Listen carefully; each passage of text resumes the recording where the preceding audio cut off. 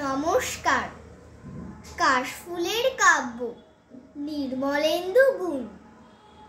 ভেবেছিলাম প্রথম যেদিন ফুটবে তোমায় দেখব, তোমার পুষ্পবনের গাথা মনের মতো লিখব। তখন কালো কাজল মেঘ তো ব্যস্ত ছিল ছুটতে, ভেবেছিলাম কদিন আরো যাবে তোমার ফুটতে।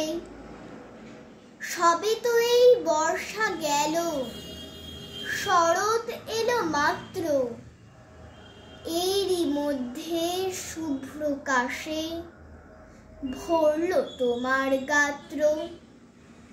ক্ষেতের আলে নদীর কূলে পুকুরের ওই পাড়টায় হঠাৎ দেখি কাশ ফুটেছে বাঁশবনের ওই ধারটায়। আকাশ থাকে মুখ নামিয়ে মাটির দিকে নুয়ে, দেখি ভোরের বাতাসে কাশ দুলছে মাটি ছুঁয়ে। কিন্তু কখন ফুটেছে তা কেউ পারে না বলতে, সবাই শুধু থমকে দাঁড়ায় গাঁয়ের পথে চলতে।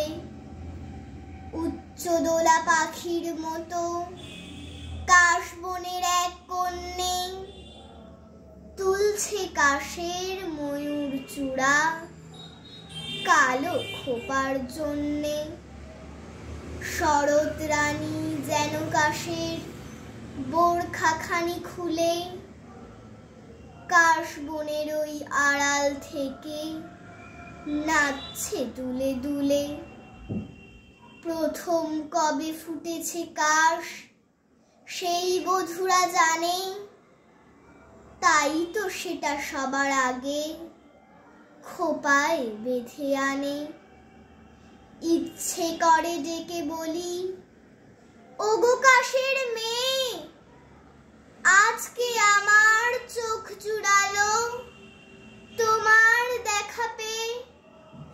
তোমার হাতে বন্দি আমার ভালোবাসার কাশ, তাই তো আমি এই শরতে তোমার কৃতদাস।